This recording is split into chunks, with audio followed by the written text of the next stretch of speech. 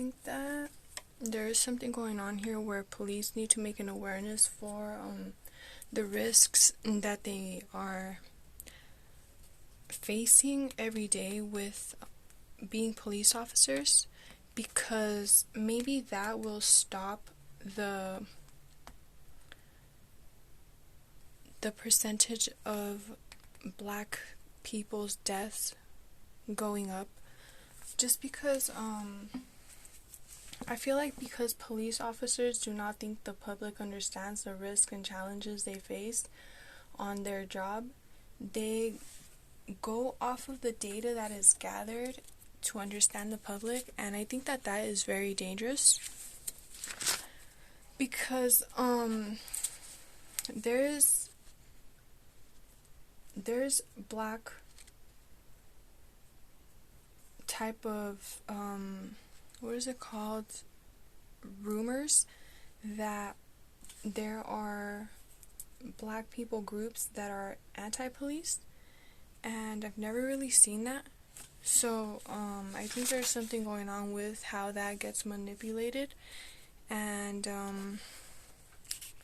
going off of data that is gathered but not really understood, because they just keep passing it by and they never really have time to understand anything that's going on. And that happens a lot because while all these things are going on, police keep living by just the manipulation of the view of what they depend on from who they ask. So let's say there's someone around that area where a black person got killed. Let's say that it was because something of a rebel, what is it called when it, UHM, no, when it just,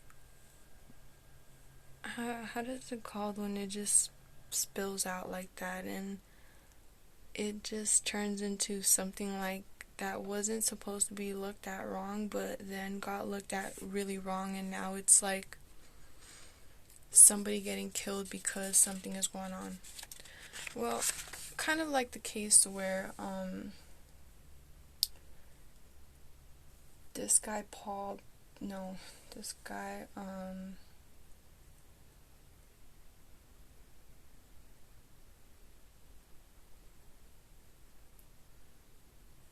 this guy right here, what is this guy's name?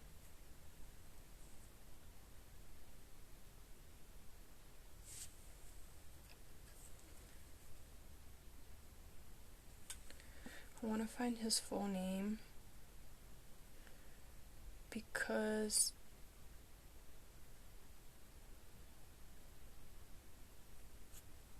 Laquan McDonald.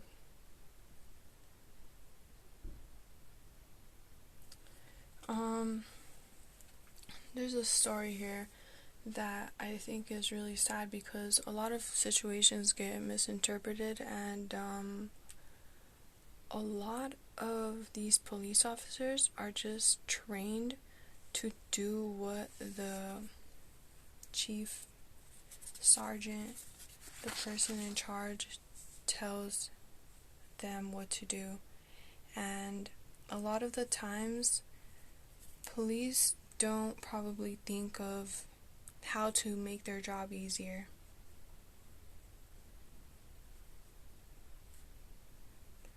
But when something happens that suddenly just makes their job easier, they start going back to it, like questioning the people around a certain area or questioning the people that are around a certain person.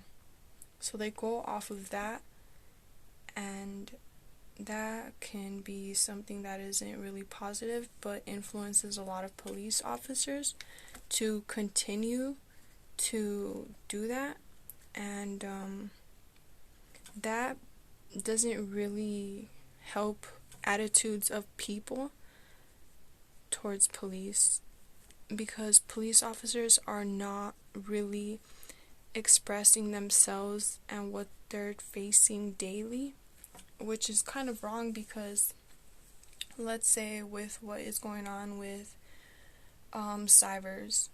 Alright, so let's say that Um, let's say that cybers are used to lying. They lie and they hide. So, because they lie and they hide, nobody really knows who they are, right? So, they're lying, they're hiding. Now, let's say cybers have contact with police. Cybers and police in front of each other. Police don't know who the cybers are, but cybers will want to kind of respect police when in front of police, because that's how they are more like, they want to be the teacher's pet, kind of. They want to be kind of like favorable. So, let me see. Just like, so kind of they're asking around, and let's say a cyber is around. So since cybers already know how to hack and they manipulate every situation within like phones, and like now people starting to hear things, now people want to make those decisions, and now that's what's going on. Cybers hide, so no one really knows what's going on. But when police start asking around, and let's say that a police and a cyber were in front of each other, the questions, the answers that a cyber gives is kind of just to be favorable towards police. So now there's a sickness that has been spread around as schizophrenia. Police are now depending on the people around certain people to just get either the same response, like, oh yeah, she's just going through it. But that's only because nowadays a lot of people don't know they're victims of cyber crimes. So maybe there's the type of way police officers think, and the way they think because they are police officers and they've also been victims themselves. Maybe they're doing what they can in their own types of manners. But it's kind of like this right here that I think of have to do with the white power group, that it doesn't say here that they are against police, but it does say here that there is a anti-black, anti-police black group, and I'm just like questioning it, that like if there was a anti-police black group, wouldn't this group be a little bit more powerful? Black Lives Matter is a movement, a group that isn't anti-police.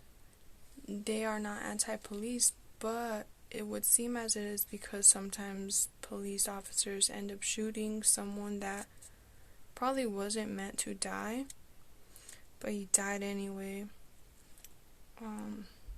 It's kind of sad because, like, I knew of a story where one guy was on call. This guy calls someone that was not on call. The other guy that was on call was gonna meet the first guy that was on call. These two guys were brothers, and the guy that they called that was not on call was with the first guy that was on call, and they go together in the same car.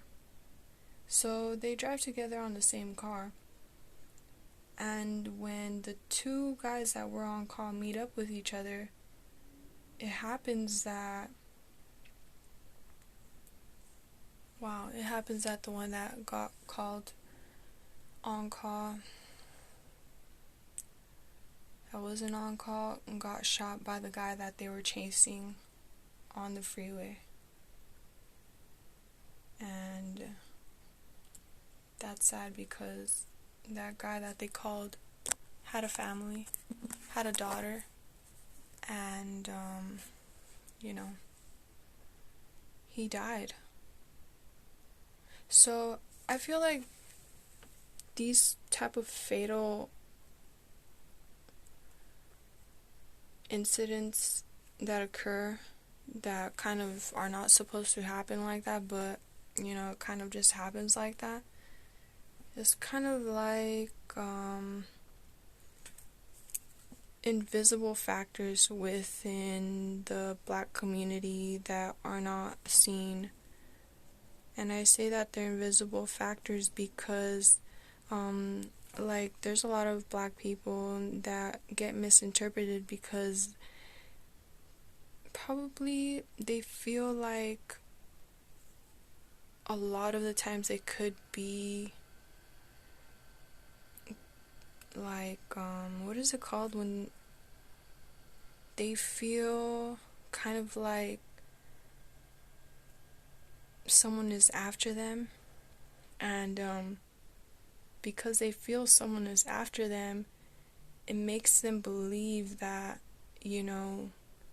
they have to be a little bit more defensive. So defensive, anyone could be defensive, but it's sad because when the awareness is risen on the defensiveness that they are acting out in, now it's like that is an invisible factor that has a lot more to it. Let's say this one has a definition of why they're defensive. Let's say that it's described as,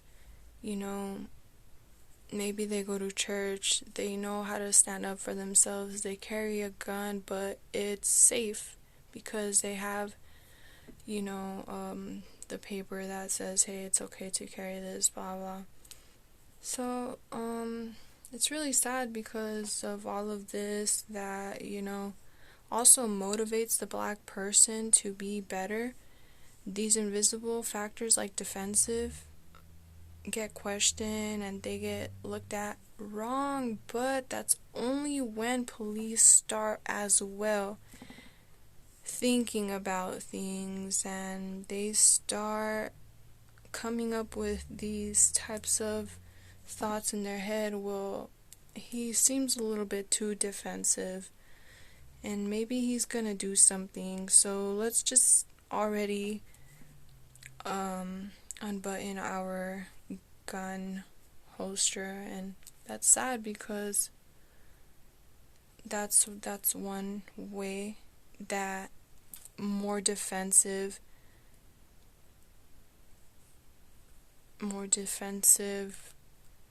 it'd probably be more defensive, a more defensive look on the person will be standing out.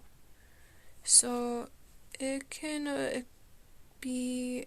have been attitude, it could have been something like attitude, so that it could just be like, oh, we know that attitude already and this and that, but it should be more like a look, because right here it says only because it looked like that he was raising the knife, that's why we shot back. And I know of a story where a guy had a knife and he went to a party and he killed somebody. And police caught him and he's in jail. But he's not Black. Maybe he's mixed, but he's not dark. And I think that a lot of the times it's like who they prefer to have in jail and it's not even up to police. I feel like a lot of the times police are victims to cybercrimes that they don't even understand. I think a lot of this type of knowledge that they grow off of just one sentence, alright, he has the thing, go, shoot him. And that doesn't even come from the partner. That comes from the intuition voice. And I read on the book that I'm reading that a lot of the times a lot of people don't know that they are victims to cybercrime. So that's why I bring it up, that it's a cycle with cybercrimes. And that's why I also put cyber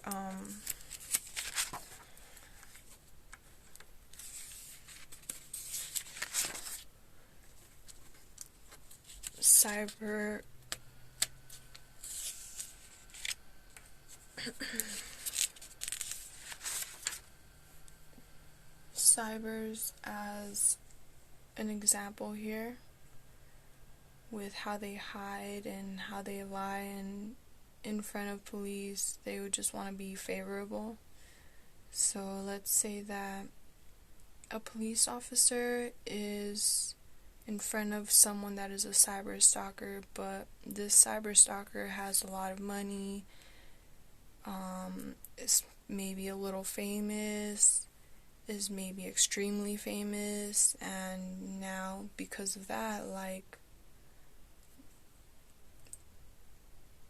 they want to increase the favorability, the favorable look, the type of perceiving manner that police would have on the cyber, because they don't want to be exposed, or they don't want to be questioned too much. They just want to make it like smooth and easy, so that if a police ever comes to them, they could be kind of reliable. And I say that it's a cycle. Like, if a police hears, oh, take your gun out, and it's the intuition voice, and police officers are now victims of the cybercrimes, it's really hard to go back to, hey, I heard this and this is why they're like, it's not right. But there is a way to stop everything that a cyber can do with any of the police video recordings, and that is change the password on airplane mode, sometimes suggestible passwords without it being, clicked on to view the password. Maybe sometimes a cell phone, maybe not a lot of emails that you can use for recovery. Maybe that can help the police go back to videos and gather more information of cybers, because a lot of cybers act like they're just on there, and even as using their regular voice as themselves, they act like, hey, I'm being stalked right now too, and I can hear what's going on. And that's a lot of what was happening. I'm against cybers because when the light changed on me, there's been a lot more incidents that have occurred where I've been hurt. When the light changed on me, I was kind of like paying attention to, like, oh, you need to look up this and that, the light's gonna change, and I was already looking up, but something had happened where even after this, it was like, we were gonna do this already to you, we're gonna do this to you. And so even if you're hearing, like, you look up right now, but you're already looking up and this and that is happening, like, you can already tell that either that was going to happen to you, that had already happened to you, or something like that. But that right there is one way that the light changed, and that it changed, and you can tell even when I said that, hey, someone said the light is going to change. That still, it was because, hey, we're gonna change the light on you, or look at the light. Like, why would you want to interfere with someone's driving? Why would you want to interfere with changing the lights? And that's not even only one thing of what is going on. Another thing that is going on is also that a lot of the times when things happen and you're like paying attention to something, saying like this is gonna happen, this and that is gonna happen, and a lot of the times they're acting like they're there for you, and it doesn't turn out like that. Like in this case with the light, it could have been like, oh, we were trying to warn you, okay, but you're still cyber stalking me, and you told me you were going to change the light, so I'm trying to pay attention to the road, trying to pay attention to the light, and you just expose yourself that you said that, oh, but we were there for you, but you were not there for me. You were saying you were going to do it. You're exposing yourself because you're saying you're going to do it, and right when the light changes, then you want to say, oh, I'm telling you, I told you, I was telling you that it was going to happen, but you were saying it a week ago that we are going to make you get into an accident. And this kind of happened to me because I was hearing the police sirens go off a lot, and it was happening for like a week continuously, and I was like, what the heck is going on? Like, there's so many car accidents. So one time that I had heard the police, I went out on a drive. I was gonna get some food, and then next thing you know it, as I was driving, going up towards the let's say it was Missouri. I was gonna go up to Missouri. I was gonna go up to Wendy's by Walmart before Telshore. So before this, I was going up there and I was like trying to think of like what is going on here. And then a train just blocks the whole entire road randomly, and I'm trying to figure out like why is this happening continuously? Like, this is not normal, because how could it be normal if I'm already paying attention to these cybers like, oh, we're doing this is our world and we're gonna kill you, this and that. And it's just continuously like, I can't say that because they weren't doing it to me that, oh, it's okay, they're not doing it to me, because I'm paying attention to it, and it was like very horrible. I would hear the sirens back and forth, and then I would hear a rat like, ha ha, we did this to you. And it was like kind of sad because these are not really intuition voices. This is like more like, wow, there's a reason why I need to be more defensive here, more alert. And this is a lot of what Black people encounter, because they're attentive to a lot of things, but police having to do their job, they're also at risk, and they're also paranoid, and they act more paranoid because they are police and the risks that they can encounter. So like, whatever happened with the light, I can't say that, just because I was hearing like we were gonna change the light on you, I can't say that the cybers were there for me, because that's not real. That's not reality. That now they want to say they were there for me with all this time that I've been doing anything that I could to expose cyber abuse. They've been saying like that there's something wrong with me and that you're lying. And this is coming from literal cybers that have been stalking me, okay? This is not coming from police. But I did mention that a police officer went to the dad of my children and said, hey, is your wife taking any medication? And then I just like posted a video like, why wouldn't you want to ask me if I'm taking medication and I'm not, but still like, maybe he's seen the medication here of ibuprofen because I had gone into surgery before my pregnancy. So maybe, and he was on the phone with me too. He could have asked me a question. But, maybe I could have took it a wrong way, or maybe he was asking in that manner. But, alright, let's just say we're not going to go to another world in a dimension by going into a black hole.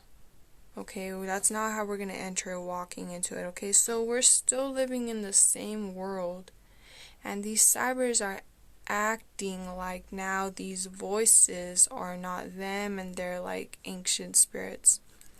So that's a way that people are victims to cyber abuse, but a lot of the times police won't notice it towards them because maybe their pride or something. They're just trying to hold on to something, trying to pull the string with them and just keep walking probably, and go about their work. And that's one thing that maybe they can be more of a protester with people, like let's say Black Lives Matter movement, It said in one of the questions on the book, like, do you think that it would be a good thing if police were involved more with just citizens outside of police work? And maybe there can be, There's a lot of police officers that probably have done it too, where they go and hang out with children. I've seen it happen a lot in New York. Yet, a lot of police don't view it as like how they wish they could because of certain types of ways of thinking that they can't change, and this is how they think now.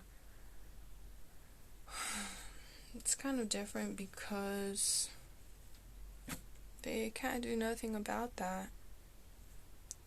Some are defensive as well.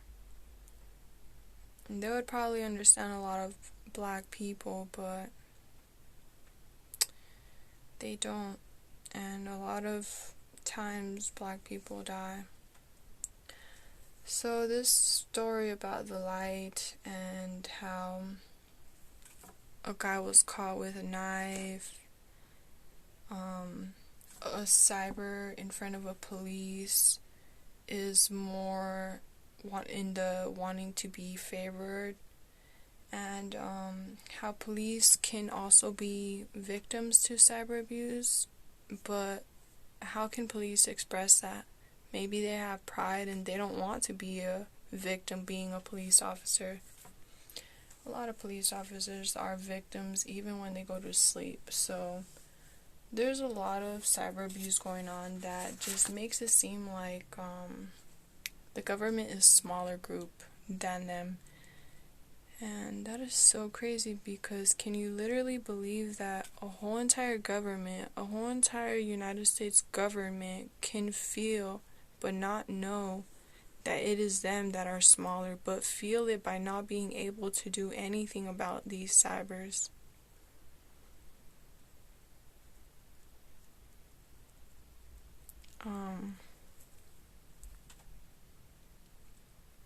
Yeah. I read it in here that a lot of people report cyber crimes, but a lot of people don't because they don't know that they're victims, and some because of the shame.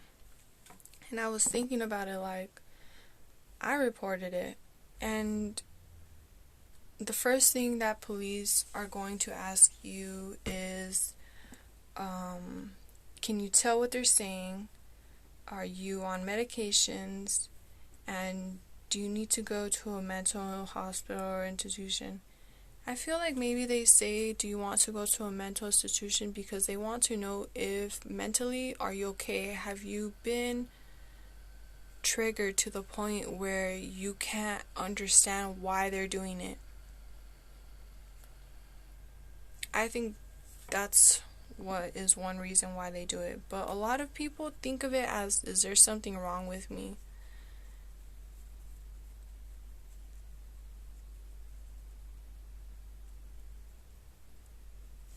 Um, another thing that is happening when they ask people, maybe, are you on medication? And because there is probably, let's say there's a group of people that love to intake pills, ecstasy. There's one that's New Blues. Drugs, they love to be under the influence, and some people love to be high. And those people even make it a joke, like there's ants in my pants, and there's something inside them that is bothering them. Other people don't know how to explain some feelings that they feel inside. Thank God that I didn't experience that, but still these things are happening, and it's the same thing that happened to me. But my arm, I felt, was moving out of socket. Okay, and it wasn't even that. There was a metal ball on my right shoulder that was irritating, moving me and unbalancing me. So I really think that the favor isn't really there towards the cybers from police, and that's why they're asking you these things. I think that a lot of the times is they want to know, hey, are you okay? Is there anything we could do for you? Can we get a little bit more information to you? Because these cyber stalkers are bugging people's homes and intruding people's homes, and they're doing a little bit more to tick people off. And it's really sad because they invade the private areas of individuals' bodies other than just homes. And sometimes females go through a lot because of that as well. So there's a lot of things that they probably want to know about what's going on with you, and a lot of things that people don't talk about. But when someone that's on drugs talks about it, they're making it either a joke or they're just trying to tell police something, but since they don't think that they get taken serious, they just even make it more of a joke, like, who cares, they don't care about me, so I'm just going to say it like this. And I think that that's really, really real. That really does happen. I have to take another test, so I don't really want to take the test on the computer. I want to go look for the answers on my book. I'm gonna go and get my book ready because I like to study and I think it's fun to do that. So I'm just gonna make this video kind of short and just I wanted to do this for a while already.